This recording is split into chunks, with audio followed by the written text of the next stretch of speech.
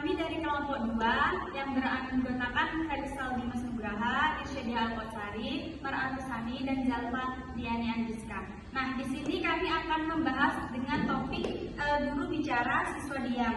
Itu apakah cara mengajar di kelas kita sudah menghargai siswa? Oke.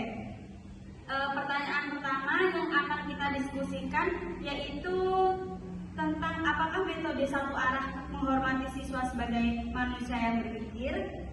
Oke, menurut Felix gimana? Menurut aku ini itu langsung mengingatkan pada konsep basic education dari Paulo Freire dalam bukunya yaitu Pedagogy of Practice. Itu Freire itu menggambarkan model itu sebagai pendidikan yang bersifat kreatif, di mana guru itu berperan sebagai subjek aktif, sedangkan siswa itu sebagai objek pasif. Jadi guru menyampaikan pesan, materi ataupun pembelajaran itu yang tinggal diterima, dihafal dan diulang oleh siswanya. Sehingga menurut aku ya, ruang gerak siswa itu cuma sebatas menerima aja gitu loh. Jadi kayak dan menyimpan informasi tanpa benar-benar berkomunikasi dua arah antara siswa dan gurunya gitu. Terus lebih jauh, Freire ini tuh bahkan menyebutkan model itu memandang siswa sebagai kelompok yang bisa diatur dan dikendalikan kayak gitu, bukan manusia yang punya kesadaran kritis sendiri. Jadi kayak kalau dikaitkan ke pertanyaan tadi itu jelas banget pola guru yang berbicara dan siswa yang diam itu ini tuh persis yang dikritik Freire, dan menurutnya itu pendekatan itu justru melanggengkan ketimpangan relasi guru ke siswanya. Jadi aku setuju banget, itu aku kayak ini tuh kayak kurang efektif ya. Jadi kayak siswanya itu jadi karena pasif, jadi kayak mungkin jadi takut ngomong gitu loh. Gimana ya kalau teman-teman yang lain gimana? Kalau menurut aku betul-betul itu jadi kurang aktif, dan itu tuh juga akan membatasi siswa untuk berpikir. Kan dia kan juga harusnya juga diasah ya kemampuan berpikir kritisnya. Jadi dia tidak hanya mendengar, terus juga dia punya hak untuk menyampaikan pendapat, berpikir kritis. Juga Ki Hajar Dewantara itu juga menekankan bahwa pendidikan seharusnya menghormati kodrat anak, yang setiap anak punya potensi dan caranya sendiri untuk berkembang. Jadi peran guru itu idealnya adalah menuntun, bukan sekedar mengisi doang. Kalau menurut kalian? Menurut saya sama seperti kalian juga. Secara filosofis itu kan pembelajaran satu arah itu belum sepenuhnya menghormati siswa ya sebagai subjek pendidikan. Nah, karena dalam pembelajaran seperti ini tuh siswa itu hanya diposisikan sebagai penerima informasi, bukan diposisikan sebagai pencari atau pengembang atau pembangun pengetahuan. Nah, dampaknya tuh bagi siswa itu biasanya tuh siswanya menjadi kurang percaya diri, terus kemampuan berpikir kritis siswa itu jadi lebih menurun gitu loh. Nah, artinya siswa itu dianggap berhasil ketika mampu menjawab atau menghafal materi-materi yang diberikan oleh guru, bukan ketika mampu menganalisis atau memecahkan sebuah masalah dalam kehidupan nyata. Aku sama juga, aku setuju, soalnya guru itu cuma memberikan materi saja. Soalnya sekolah itu agak kesulitan buat menilai siswanya.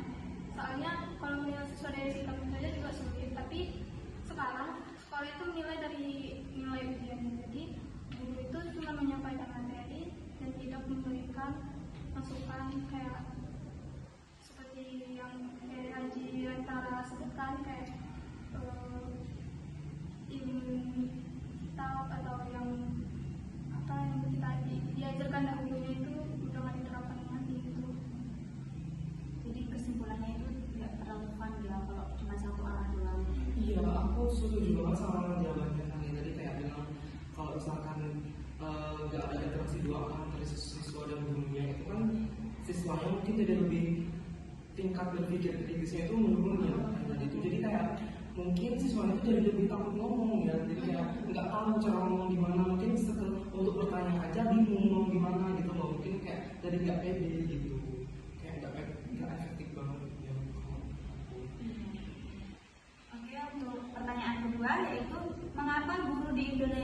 sulit untuk mengubah cara mengajarnya?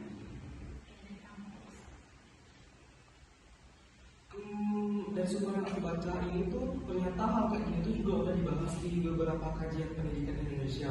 Dan salah satu artikel yang mengutip pandangan Darlene Hammond dan kawannya yang menekankan bahwa pelatihan guru seharusnya itu melatih keterampilan praktis terkait tugas mereka sehari-hari, bukan sekedar memberi bekal teoritis, konseptual. Masalahnya di lapangan justru sebaliknya, materi yang seharusnya dipraktikkan malah disampaikan secara teori aja gitu loh, kayak jadi guru paham konsepnya tapi nggak benar-benar terlatih menerapkan di kelas gitu loh, jadi kayak nggak ada prakteknya, jadi kayak cuma teori aja gitu. Terus artikel lain dari jurnal Sekolahnya juga menyoroti bahwa pemerintah perlu lebih serius membangun program pengembangan profesionalisme guru yang berkelanjutan, karena kompetensi pedagogi guru nggak cukup hanya dengan 1-2 kali workshop gitu loh. Jadi temuan-temuan ini tuh sejalan dengan analisis dari kelompok kita yang topik kedua itu, perubahan kurikulum aja nggak cukup kalau pelatihannya masih sifat formalitas dan nggak menyentuh praktik nyata di kelas gitu loh. Kayak kalau cuma teori aja itu apa gitu loh, kalau nggak benar-benar diterapkan di kelas gitu. Iya sih, karena kan kemungkinan tuh nggak kemungkinan ya, banyak yang sudah guru-guru dilatih kayak workshop kayak gimana cara mengajar di kelas, yang siswanya juga ikut berpartisipasi, cuman masih aja menggunakan metode yang satu arah gitu ya. Iya, karena mungkin nggak cuma workshopnya, mungkin ada juga sebagian guru yang udah PPG. Betul. Kan PPG itu kan dilatih gimana cara kita bisa memasuki kelas ya gitu. Tapi pas penerapannya itu tetap aja gitu loh, kayak kita kan nggak tahu ya sebagai guru yang kayak gitu tuh sudut pandang dari gurunya itu kayak gimana, mungkin mau ngajar atau gimana kan kita nggak tahu ya. Cuman kayak itu hal seperti itu perlu dirubah ya biar pendidikan kita tuh bisa lebih maju gitu. Cuman kalau menurut aku kenapa masih guru-guru yang lama atau yang sekarang itu masih menggunakan metode tersebut itu mungkin karena kan guru yang lama itu mengajarnya satu arah juga, jadi itu kayak turun temurun gitu loh. Jadi dia juga mengajarnya cuma satu arah tanpa berdiskusi, mengajak siswa berinteraksi juga. Terus tekanan waktu juga bisa, mungkin dia cuma ngejar kurikulumnya. Yang penting kurikulum ini selesai, pembelajaran material ini targetnya selesai gitu. Jadi itu dia nggak berfokus pada interaksinya. Kalau setelah mendengar dari pendapat kalian itu berarti banyak ya faktornya yang menyebabkan guru itu menggunakan metode ceramah atau tidak memberikan ruang untuk siswanya berpikir kritis gitu ya. Nah, tapi ada 2 faktor yang aku sangat mention. Yang pertama itu budaya pendidikan yang sudah mengakar. Jadi dari sejak zaman dulu itu kan metode pembelajaran itu kan ceramah ya kan. Nah, mungkin si guru itu tuh mau melakukan perubahan tuh mungkin sudah menjadi budayanya di sekolah itu kayak gitu. Nah, jadi mau melakukan perubahan tuh kayak membutuhkan proses atau adaptasinya tuh yang sangat lama gitu. Nah, walaupun udah melalui pelatihan, workshop pelatihan itu tetap aja kayak gitu. Soalnya udah budaya mengakar ya dari zaman dulu. Terus yang kedua itu yang aku mention itu jumlah banyaknya siswa. Mungkin di dalam satu kelas itu 30-an siswa atau 35, 40 itu kan banyak banget ya. Jadi mungkin si guru itu mau menerapkan metode diskusi atau memberikan ruang pada siswanya, tapi kan kalau banyak siswanya itu kewalahan terus membutuhkan waktu yang banyak. Nah, jadi mungkin itu ya faktor-faktor yang menyebabkan guru itu sulit untuk merubah cara itunya ya mengajarnya. Nah, kalau aku dulu sebelumnya pernah ikut kurikulum MTK. Tempat aku ya nggak cukup kecil, cuman di kelas itu kebanyakan kami proyek. Nah, di proyek itu proyeknya itu menyesuaikan dengan daerah kami. Nah, jadi yang dibahas itu proyek itu ya berkelompok lah ya. Nah, jadi gurunya ini beri kami waktu, jadi kami bebas berekspresi apa gitu di dalam proyek itu. Nah, jadi menurutku mungkin tidak tidak semua sekolah yang menerapkan itu, tapi pasti ada sebagian yang menerapkan kurikulum itu. Tapi ya Itu proyeknya PR atau kerja kelompok di dalam kelas itu proyeknya tertulis di dalam kelas, kadang bisa di luar kelas. Oh, berarti melibatkan Iya, melibatkan warganya. Jadi itu sebelumnya tuh proyek kami itu tentang gabus. Tahu kan yang bahan gabus itu yang berair itu kami bahas, dan ada nggak produk yang bisa dikeluarkan dari apa itu bahan modal. Itu yang kami buat. jadi dia melibatkan tapi dia secara proyek gitu ya. Iya, jadi guru itu beri kami kebebasan buat bisa berpikir sama itu. Jadi tidak hanya menyampaikan materi saja.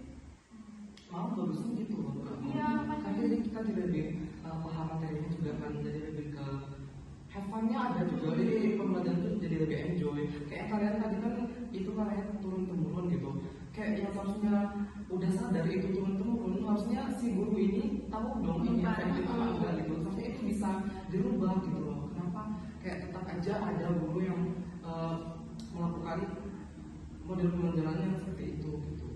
Mungkin sudah ada yang berubah, cuman kan dari 10, anggap aja 10 dari 10 guru cuman 1 atau 2 gitu kan juga nggak percuma. Iya ya, jadinya berat juga. Ya, soalnya itu terlalu nonton kasih kayak Iya. buat siswanya. Oke, ke pertanyaan selanjutnya, yaitu seperti apa kelas yang menghargai siswa secara filosofis dan praktis? Gimana? Ada teori itu namanya itu konstruktivisme dari Piaget dan Vygotsky. Itu intinya simpel. Jadi siswa itu bukan benda kosong yang tinggal di sisa gurunya, dan juga tapi merasa aktif membangun pengertiannya sendiri lewat pengalaman dan interaksi itu. Dimana siswa itu nggak boleh dianggap pasif karena mereka punya tujuan tersendiri oleh siswa, bukan cuma dimasuki dari luar, karena itu peran guru juga berubah dari yang awalnya cuma ceramah di depan jadi pembimbing yang nemenin siswa belajar gitu, atau istilahnya bergeser dari stage on stage jadi guide on the guide seperti itu. Jadi secara praktis itu kelas yang menghargai siswa itu kelas di mana siswa itu boleh aktif gitu loh. Kayak guru lebih banyak mancing diskusi, jadi siswa itu boleh aktif nanya dan beda pendapat gitu loh. Jadi gurunya lebih banyak mancing diskusi daripada cuma nerangin. Jadi siswa itu diajak nemuin jawaban sendiri gitu loh, kayak itu. Jadi kayak dan kesalahan yang dianggap wajar sebagai bagian dari proses belajar. Jadi kalau misalkan siswa yang salah, ya udah itu proses dari pembelajaran gitu loh. Gitu. Jadi ini bikin kayak pembelajaran yang seperti itu jadi lebih menarik gitu. Jadi kayak bisa membuat siswa jadi lebih percaya diri, lebih bisa enjoy juga, dan enggak untuk itu langsung pertama. Iya, betul. Terus kalau menurut aku tuh yang disebutin tadi itu benar, yang kayak siswa tuh bisa lebih aktif gitu kan. Terus dia juga berinteraksi, dan guru itu tidak selalu tempat untuk pembenaran, tapi guru itu tempat untuk membenahi siswa. Misalnya ada yang salah itu jangan disalahkan, nanti dia malah nggak jadi itu berinteraksi dan mengeluarkan idenya, jadi nggak harus sekali bilang. Terus juga siswanya tuh harus dituntun, intinya tuh siswanya tuh dituntun untuk berpikir kritis, terus menghargai sesama temannya, pendapat temannya, dan juga mendengarkan juga. Terus bahkan Ki Hajar Dewantara itu mengharuskan untuk menghormati kodrat dan keunikan setiap anak, sehingga proses belajar itu disesuaikan dengan potensinya masing-masing. Itu kalau menurut kalian? Kalau menurut saya, seperti apa suasana kelas yang menghargai siswa secara filosofi dan praktis ya tadi ya. Kalau secara filosofis itu kelas yang memandang bahwa siswa kelas yang menghargai siswa, memandang bahwa siswa itu memiliki potensi yang berbeda-beda. Jadi ini saya kaitkan sama pengalaman saya di SMA dulu. Jadi saya tuh punya guru MTK, dia tuh setiap pertemuan tuh ngasih soal ya kan, ngasih soal. Tapi dipisah-pisah gitu, nah mana siswa yang bisa banget, mana siswa yang biasa aja, mana siswa yang belum bisa. Nah jadi soalnya itu juga dibedain. Setiap pertemuan tuh harus ngumpul soalnya itu ya sesuai bagian mereka itu. Kalau misalnya salah satu siswanya itu belum bisa, berarti belum dinaikin level materinya, nah seperti itu. Terus yang kedua, setiap pendapat siswanya itu layak didengar. Jadi guru itu seharusnya mendengar pendapatnya siswa dan menghargai pendapatnya siswa. Terus yang ketiga, guru berperan sebagai fasilitator, bukan satu-satunya sumber ilmu. Jadi kalau di kelas itu sebenarnya tuh guru itu sebagai fasilitator aja kan. Nah kalau tentang materi apa pembelajaran itu kan dapat dari mana-mana, bisa dari buku, dari internet. Nah jadi guru hanya memfasilitatori, tidak membatasi siswa belajar dari mana-mana saja, itu tidak. Nah terus secara praktis, guru itu dapat menerapkan diskusi kelompok, karena kalau ada diskusi kelompok pasti siswa itu dia bisa berpikir kritis, bisa mengeluarkan pendapat, pokoknya bisa mengeluarkan itu mereka, pengetahuan mereka, mengembangkan pemikiran kritis mereka. Terus pembelajaran berbasis proyek. Nah ini menuntut siswa untuk untuk menyelesaikan masalah secara real life gitu ya. Kalau berbasis proyek, nah itu secara praktisnya kok menurut saya menghargai siswa secara praktis. Kalau pendapat Zalfa, kalau menurut aku ya guru itu ya tidak menutup pembicaraan siswa saat ini berpendapat. Soalnya kalau kebanyakan kan guru itu saat siswa memberi pendapat itu dia lebih memilih hasilnya, nggak melihat proses ujiannya itu. Jadi yang membuat siswanya mungkin jadi kurang percaya diri dan itu jadi kurang pede, Nggak mau berpendapat lagi. ya, pendapat lagi. Kadang ada juga guru yang menghakimi ya, bukan menuntut. Iya benar. Terus kan ada juga yang muridnya guru itu kan dia lebih fokus ke satu orang tanpa memikirkan sekitarnya. Betul banget, jadi implementasi gitu ya. Kayak fokusnya ke siswa ini yang jadi. Sering loh. Jadi kita yang bukan prioritas dulu itu jadi ngerasa gimana ya, ngerasa ada batas gitu kan. Iya, Jadi kayak kita nggak bisa berekspresi seperti sesuai yang sudah bisa untuk ini gitu ya. Ya mau bergerak, mengeluarkan pendapat tuh kayak Ada rasa takut. iya. Mungkin itu saja yang dapat kami simpulkan dari topik kedua. Sekian, terima kasih. Wassalamualaikum warahmatullahi wabarakatuh.